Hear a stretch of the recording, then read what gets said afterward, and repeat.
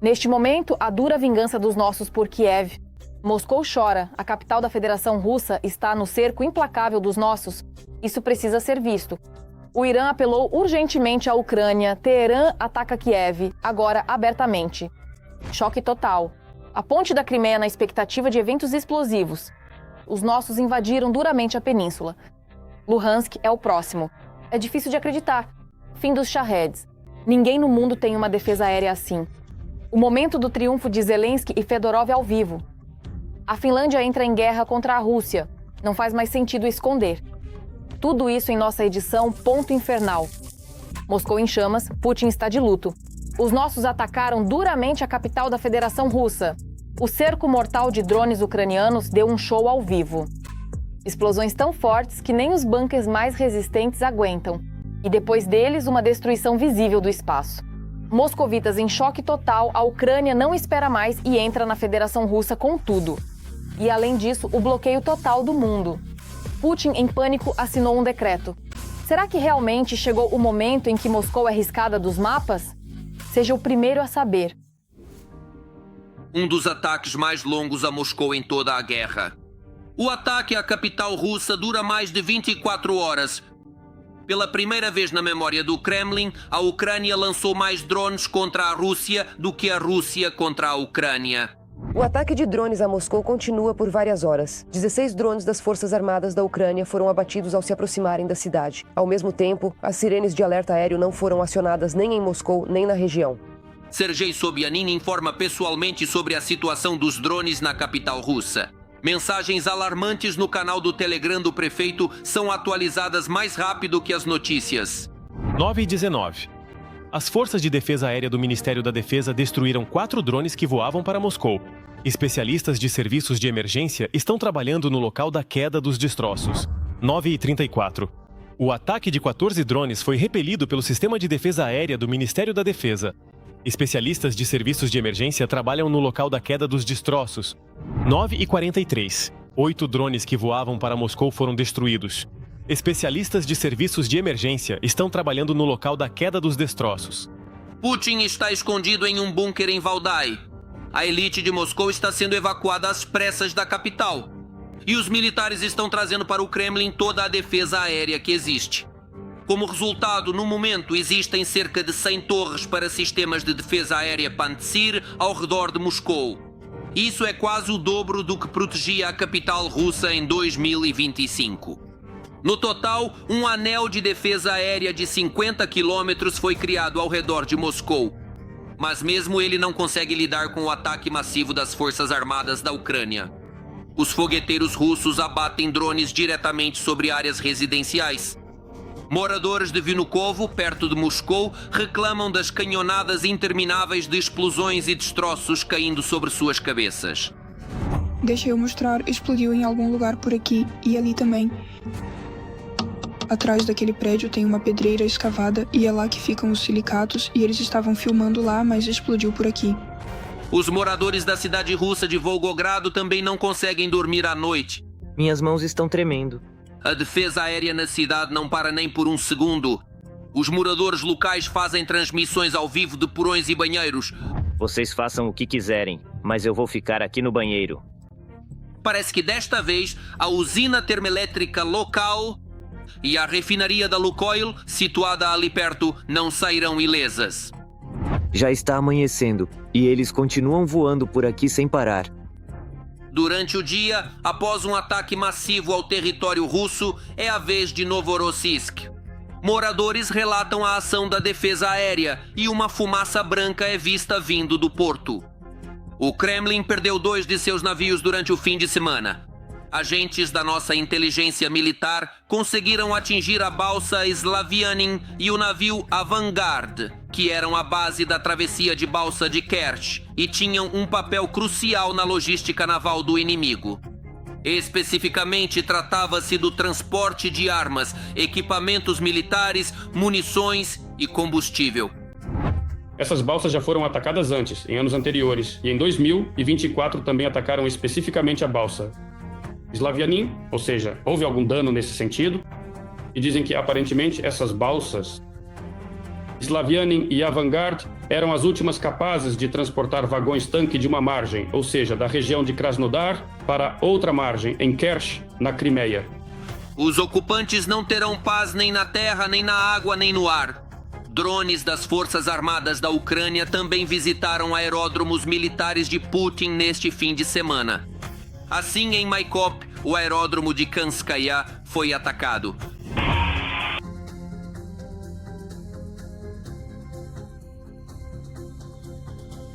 Também na região, drones visitaram empresas do complexo industrial militar em Nevinomysk e Kirovo-Shepetsk.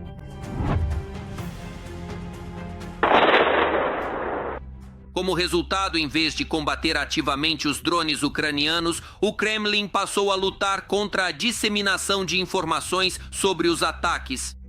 As autoridades russas estão cortando a internet em massa por todo o país. Sem a rede mundial, em um vácuo de informação, até mesmo Moscou. Há mais de uma semana, a capital russa enfrenta grandes interrupções na rede móvel e no acesso à internet. Até os chamados serviços da lista branca do Ministério Digital, que deveriam continuar disponíveis durante as restrições, quase não funcionam. Um sinal fraco só é captado em alguns distritos específicos. E no metrô ainda se move. Nos devolveram um pouquinho, lembram? Alguém dizia, me devolvam o meu 2008. É mais ou menos assim. E daqui pra frente vai ser bem pior. A Rússia está voltando a passos largos para a Idade da Pedra. Em 2026, os moscovitas estão comprando pagers, mapas de papel e telefones fixos. Ainda mais radical, dizem que as vendas de pagers, telefones fixos e rádios amadores cresceram até 70% só nesta semana. Com falhas na conexão e bloqueios na internet, as pessoas estão voltando aos métodos antigos de comunicação. E os Atlas estão substituindo o GPS. Mais um pouco, e em vez de táxis, vão começar a usar carruagens por lá. Os moscovitas não vão mais trocar mensagens pelo Telegram ou pelo Maxi, mas por correio de pombos. Neste exato momento, o Irã surge com uma declaração absurda. Vejam com o que ameaçaram a Ucrânia. Este pronunciamento deixou todos em alerta. Teherã transformou Kiev em um alvo. Dá até um calafrio. Moscou está atiçando o fogo novamente. A força ucraniana virou um incômodo. As Forças Armadas da Ucrânia fecharam o céu contra drones iranianos no Oriente Médio. Ao mesmo tempo, nos Estados Unidos, Donald Trump continua a ditar as regras no grande jogo geopolítico. A Rússia tenta novamente jogar suas cartas ao lado de Teherã. A tensão aumenta e as apostas estão cada vez mais altas. Os primeiros detalhes a seguir. O Irã ameaça a Ucrânia com guerra. Um deputado do parlamento iraniano, em resposta à chegada de especialistas ucranianos ao Oriente Médio, começou a ameaçar com ataques. O islâmico omitiu hipocritamente os shaheeds iranianos, com os quais a Federação Russa aterroriza as cidades ucranianas. Ao apoiar o regime israelense com drones, a fracassada Ucrânia entrou de fato na guerra e, conforme o artigo 51 da Carta das Nações Unidas, tornou todo o seu território um alvo legítimo para o Irã. O Oriente Médio está se tornando mais um teatro de operações onde a Federação Russa e a Ucrânia lutam em lados opostos. Kiev ajuda os Estados Unidos, Israel e as monarquias da região a se defenderem dos drones iranianos, enquanto Moscou apoia Teherã com tecnologia, peças e inteligência. A Rússia entregou drones e dados de inteligência sobre bases americanas no Oriente Médio ao Irã. Tenho fatos 100% comprovados de que o regime iraniano os usou contra bases americanas e vizinhos do Oriente Médio. Os russos usam licenças iranianas, sob as quais construíram e produziram uma grande quantidade de drones. Agora eles os estão devolvendo. Em 2 semanas de combate, dezenas de milhares de bombas, mísseis e drones foram lançados. Os Estados Unidos e Israel continuam a caçada à cúpula do governo iraniano. O Departamento de Estado oferece uma recompensa de $10 milhões por informações sobre o paradeiro do novo líder espiritual. A mídia árabe relata que o filho de Ali Khamenei, Mojtaba, foi evacuado para a Rússia. Uma fonte de alto escalão próxima ao novo líder supremo do Irã, Mojtaba Khamenei, disse ao Al Jarida que Khamenei foi levado para Moscou em um avião militar russo, em uma operação secreta devido ao seu estado de saúde e por questões de segurança. Ao chegar, ele passou por uma cirurgia bem-sucedida e agora está em tratamento em um hospital privado em um dos palácios presidenciais. Enquanto isso, Teherã continua a aterrorizar a região e a testar a paciência do resto do mundo. O Estreito de Hormuz está fechado, o preço do petróleo segue acima de $100 por barril e drones e mísseis atingem bases militares dos Estados Unidos, além de centros petrolíferos e financeiros no Golfo Pérsico. Olhem, um drone está passando. Isso! Sim, lá atrás. Houve uma explosão muito forte aqui no Bahrein. O que é isso, meu Deus? Onde? Só consideraremos encerrar a guerra quando primeiro recebermos dos Estados Unidos a compensação total por todos os nossos danos. E segundo, a retirada das tropas americanas do Golfo Pérsico. Os ataques ao ouro negro, ao dinheiro e aos negócios americanos na região abriram a caixa de Pandora. A partir da terceira semana, um dos principais alvos do exército americano passou a ser a ilha iraniana de Karg. Sob minhas ordens, o Comando Central das Forças Armadas dos Estados Unidos realizou um dos ataques de bombardeio mais potentes da história do Oriente Médio e destruiu completamente todas as instalações militares na ilha de Karg, a pérola do Irã. Por razões humanitárias, decidi não destruir a infraestrutura petrolífera da ilha. No entanto, se o Irã ou qualquer outro fizer algo para impedir a passagem livre e segura de navios pelo Estreito de Hormuz, revisarei essa decisão imediatamente. A ilha de Karg é o calcanhar de Aquiles do regime islâmico. Apesar das sanções ocidentais, a estabilidade econômica do Irã é garantida pela venda de petróleo à China. A ilha, situada no meio do Golfo Pérsico, é o principal terminal do Irã, por onde passa mais de 90% de suas exportações de petróleo. Em assuntos militares, raramente acontece de o inimigo lhe dar um alvo único como a ilha de Karg, que poderia mudar drasticamente o resultado do conflito. Se o Irã perder o controle ou a capacidade de operar sua infraestrutura petrolífera na ilha de Karg, sua economia será destruída. Quem controla a ilha de Karg controla o destino desta guerra, semper fi. Ao mesmo tempo em que milhares de fuzileiros navais americanos são enviados ao Oriente Médio, o republicano Lindsey Graham, próximo a Donald Trump, sugere uma operação terrestre para os americanos tomarem a ilha. O lema Semper Fi, que em latim significa sempre fiel, é o lema oficial dos fuzileiros navais dos Estados Unidos. Urgente, o ponto de virada da guerra, a libertação de Luhansk. Faíscas voam de todos os lados. O exército de Putin foi pego de surpresa e, além disso, uma limpeza infernal na Crimeia. Esses ataques incineraram tudo. Os nossos estão chegando com tudo. A balsa de Kerch mal está se aguentando. A próxima da fila é a ponte da Crimeia. O exército de Putin recebe saudações calorosas dos nossos. Será que o próximo passo é a invasão? Veremos isso em um instante. As tropas ucranianas intensificam sua campanha de ataques. Sob fogo, alvos logísticos e tropas inimigas. Tudo está indo conforme o planejado. Putin e o Ministério da Defesa não dão conta de fabricar novos mísseis e drones. Pediram para reduzirmos drasticamente a produção para o fronte. Ataque a um depósito de Shaheds e a um ponto de implantação das Forças Armadas da Federação Russa no aeroporto de Donetsk. Está filmando? Sim. Explosões poderosas ecoam na região ocupada de Luhansk. No vídeo, ouve-se a detonação de um depósito de mísseis de defesa aérea inimigo.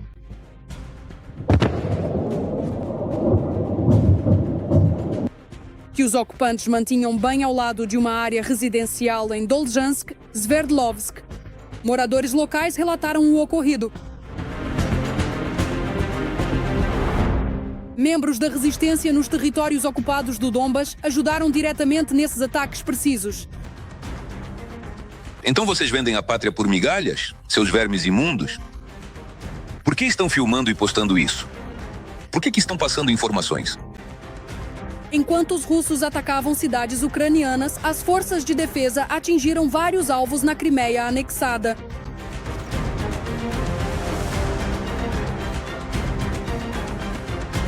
Lá, unidades de operações especiais usaram drones de longo alcance para atingir lançadores. Iskander. O sistema Iskander é um alvo muito valioso e raro.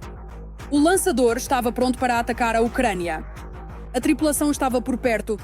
Foi registrada uma detonação secundária de munição.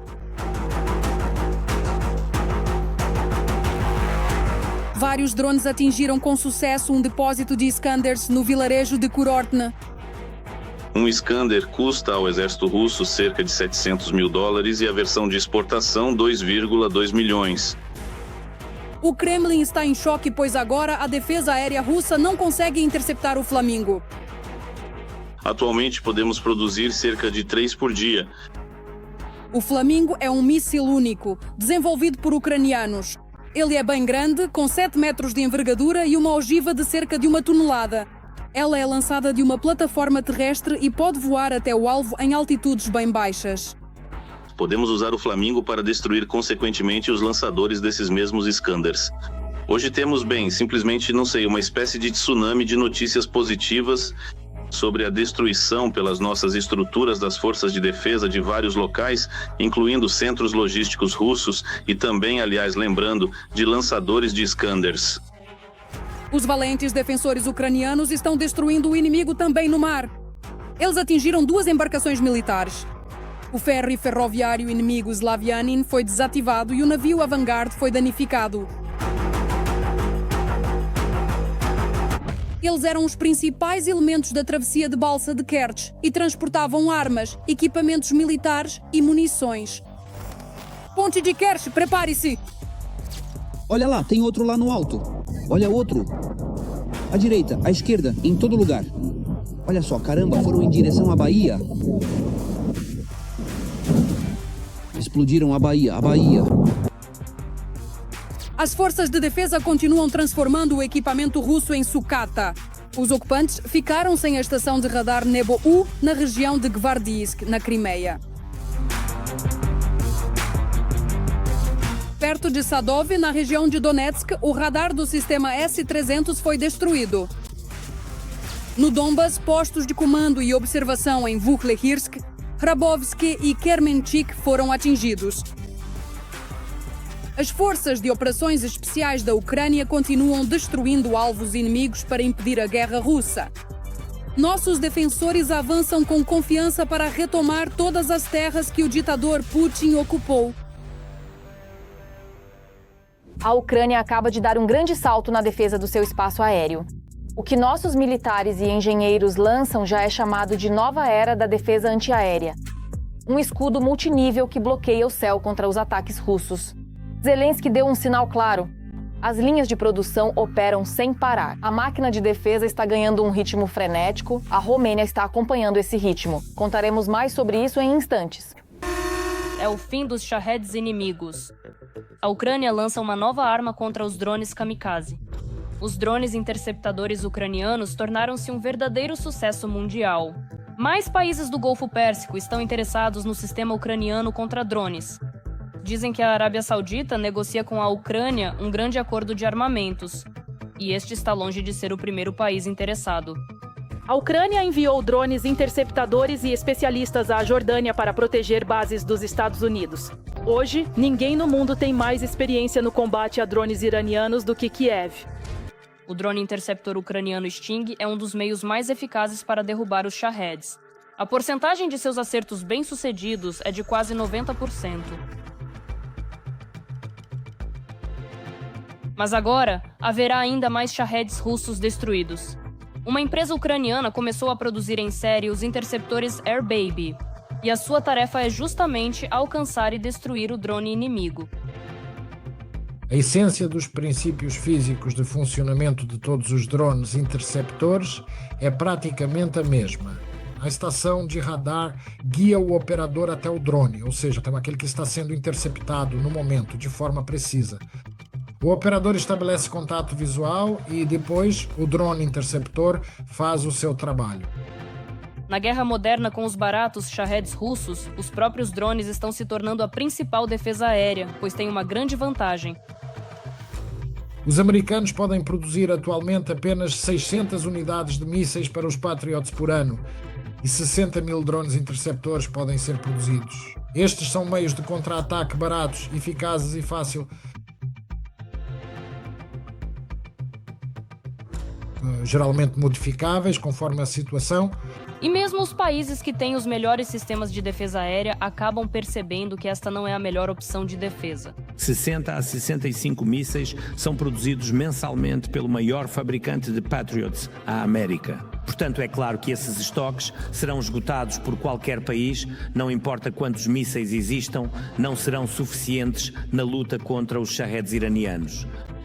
Mas a reforma da defesa aérea é apenas o começo, pois a Força Aérea fala em criar algo maior, um domo de ferro ucraniano. No momento, temos 4 componentes claramente definidos que funcionarão para criar o nosso domo ucraniano. Ele será diferente do israelense, porque o nosso domo deve ser muito maior.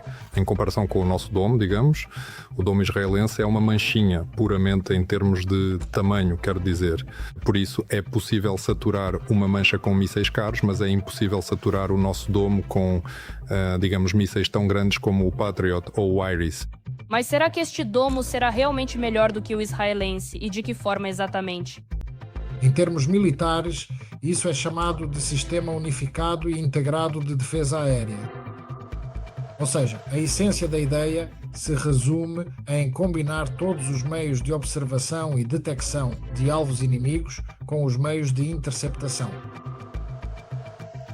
Incluir tudo isso em uma espécie de delta, por assim dizer, automatizado. Obviamente o nosso sistema será melhor do que o israelense. Eu tenho certeza disso. A indústria de defesa ucraniana está se desenvolvendo em um ritmo recorde. Há muito tempo ela parou de esperar pela ajuda de países amigos e começou a apostar em tecnologias próprias para a defesa contra os ataques russos. Mas até que ponto, mesmo com tais tecnologias, será possível criar uma cúpula sólida? Quando a transferência de dados dos meios de detecção para os meios de destruição é rápida, o tempo de reação diminui. O tempo de reação diminui, o que significa que o tempo para decidir sobre a destruição do alvo aumenta. Você, e se não destruiu, você tem uma segunda chance. A capacidade de produção da Ucrânia cresceu quase 50 vezes e já supre mais da metade das necessidades de armas das Forças Armadas. E é perfeitamente lógico que outros países estejam interessados em cooperar com a Ucrânia. Nossa experiência em combater os Shaheds é única, ninguém mais tem essa experiência. A questão não é apenas ter drones interceptadores, é sobre integrar isso ao sistema de defesa aérea e sobre o software específico. E a questão mais importante entre nós é a experiência que os militares têm, os nossos militares. Kiev vai ainda mais longe. O presidente da Ucrânia e o presidente da Romênia concordaram com a produção conjunta de drones que será localizada em território romeno.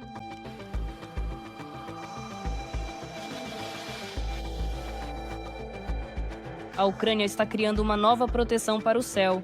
Com a cúpula de ferro e drones interceptadores, os Shaheds inimigos não passarão mais. Uma nova etapa da defesa aérea ucraniana já começou. Urgente! A Europa está se preparando aceleradamente para um possível confronto com a Rússia. Na Finlândia, começaram manobras militares de grande escala, que já estão sendo chamadas de a maior demonstração de força da OTAN nos últimos anos. A Noruega mobiliza centenas de unidades de equipamentos, milhares de soldados, aviação e forças navais. Após a entrada da Finlândia na aliança, a região mudou drasticamente de importância estratégica. E agora, o norte da Europa está se tornando uma das fronteiras fundamentais do confronto com a Rússia. Detalhes quentes a seguir. A Finlândia ensaia uma guerra com a Rússia. No norte do país, em 9 de março, começaram exercícios de grande escala da OTAN chamados Cold Response 26. Primeiro, Bielorrússia. Na Bielorrússia foram realizados exercícios. Os exercícios foram realizados com base nos equipamentos e unidades utilizados. Neles foram treinadas ações ofensivas e de contra-ataque contra a Europa, especificamente Lituânia, Letônia e Estônia. Depois que os exercícios na Bielorrússia terminaram, as tropas ainda não foram retiradas do território bielorrusso. A Noruega lidera os exercícios, que devem durar cerca de 2 semanas. Cerca de 4.000 soldados dos Estados Unidos, França, Itália, Reino Unido e Suécia chegarão à Finlândia. Os finlandeses lutam contra os soviéticos a vida toda e são militares bastante profissionais. Os finlandeses estão lutando desde os primeiros dias. Na minha unidade, após a libertação de Kiev, na minha unidade, no 252 Batalhão Separado, serviram 10 voluntários finlandeses que assinaram um contrato. E eu tinha até um destacamento separado na primeira companhia, onde os finlandeses lutaram bravamente em Torsk e Bakhmut. E digo a vocês, eles lutam de forma profissional e competente. No total, cerca de 25 mil militares de 14 países da aliança participam dos exercícios. O objetivo é fortalecer o flanco norte da OTAN, treinar a interação dos exércitos aliados em condições climáticas difíceis e testar a prontidão para o deslocamento rápido de tropas. Eles, na verdade, não têm a mesma experiência de combate que na Ucrânia. Eles ainda estão treinando de acordo com os antigos padrões da OTAN. No geral, o exército da OTAN não está pronto para uma guerra com a Federação Russa, porque agora é uma guerra de robôs e sistemas automatizados. Infelizmente, as tropas da OTAN ainda não são capazes de conter a agressão da Federação Russa, elas ainda não atingiram esse nível de guerra. A assessoria de imprensa das forças americanas na Europa afirmou que os exercícios visam fortalecer a presença militar dos Estados Unidos e seus aliados no Ártico, além de garantir uma vantagem estratégica na região.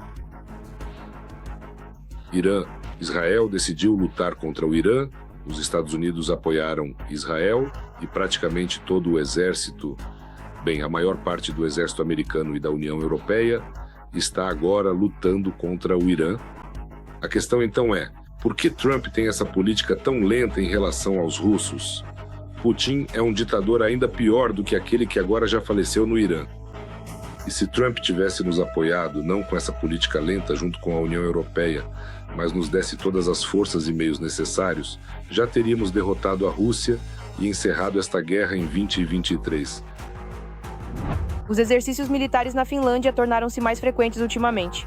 Em novembro de 2025, a cerca de 100 quilômetros da fronteira russa, ocorreu o exercício Northern Strike 25. Os militares treinaram o uso de artilharia em condições de inverno e a interação entre os aliados da OTAN. Isso é tudo por hoje. Eu sou Darina Hutskalo. Mais notícias quentes em nossa próxima edição. Enquanto isso, não se esqueça de se inscrever e deixar o seu like. Até a próxima!